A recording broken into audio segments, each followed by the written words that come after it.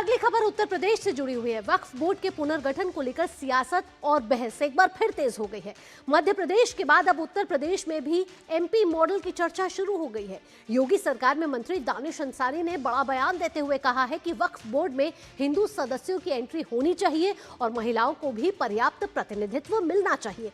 दरअसल आपको बता दें कि वक्फ संशोधन अधिनियम 2025 के तहत वक्फ बोर्डों के पुनर्गठन की प्रक्रिया चल रही है। ऐसे में सवाल यही है, क्या मध्य प्रदेश का मॉडल अब दूसरे राज्यों के लिए भी मिसाल बनेगा और नए वक्फ बोर्ड की जो ये संरचना की बात हो रही है वो किस तरह काम करेगी। आइए ग्राफिक्स के जरिए आपको बताते हैं कि कैसे मध्य प्रदेश का मॉडल क्या उत्तर प्रदेश में भी लागू हो सकेगा।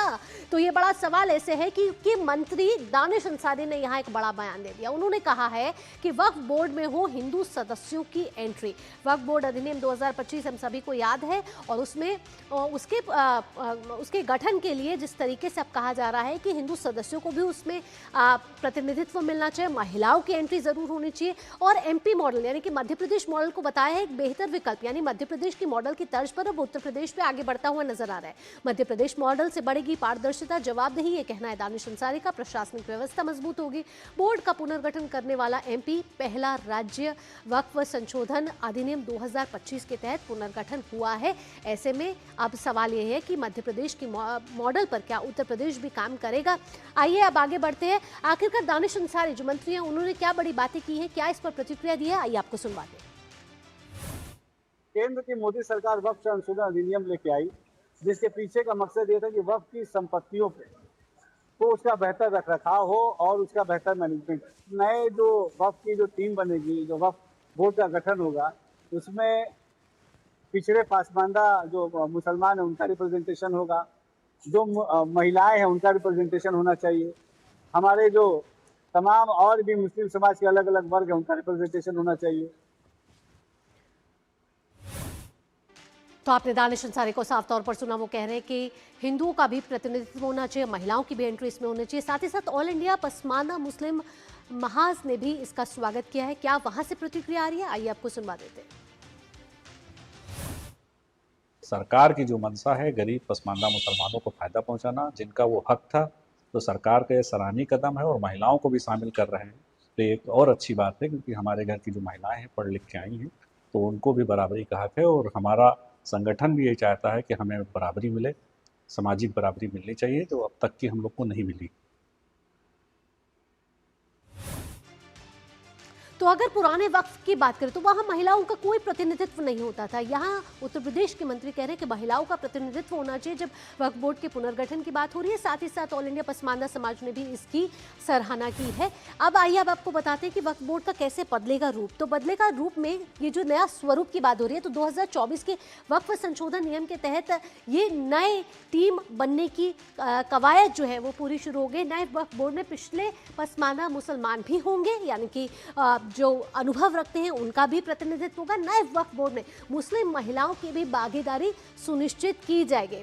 साथ ही मुस्लिम समाज के अलग अलग वर्गों को भी यहाँ रखा जाएगा और साथ ही इसके साथ क्या नया स्वरूप होगा, उसमें वक्फ बोर्ड में 2 गैर मुस्लिम सदस्यों को भी हो सकते हैं शामिल। ये गैर मुस्लिम जो सदस्य हैं वो किसी भी धर्म के हो सकते हैं। तो ऐसे में दानिश अंसारी ने कहा है कि हिंदुओं का भी इसमें प्रतिनिधित्व होना चाहिए। तो ये जो नए वक्फ का स्वरूप कहा जा रहा है उसके लिए उत्तर प्रदेश जो है वो मध्य प्रदेश की मॉडल की तरह आगे बढ़ता हुआ नजर आ रहा है। और वो कह रहा है कि जो मध्य प्रदेश जो पहला राज्य बना है इसका पुनर्गठन करने के लिए जिसमें नई टीम का जो स्वरूप देखने को मिला है, ऐसे ही उत्तर प्रदेश में भी होना चाहिए।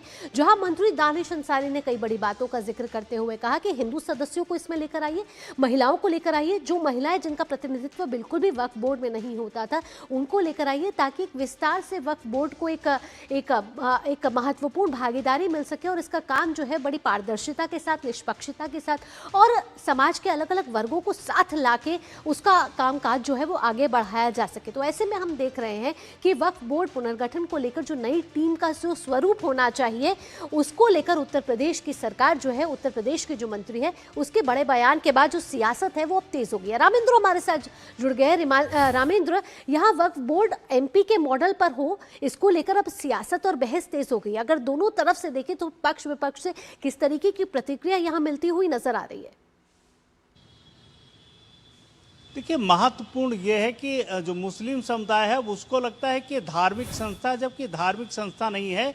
भारत सरकार के जो नियम गाइडलाइंस हैं, जो प्रदेश सरकारों की जो गाइडलाइंस है, उसके अनुसार ही एक संस्था है जो काम करती है, रख रखाव करती है कि वक्त में जो संपत्तियां हैं, जो दान आता है, तो एक इकाई है जो वर्क करती है।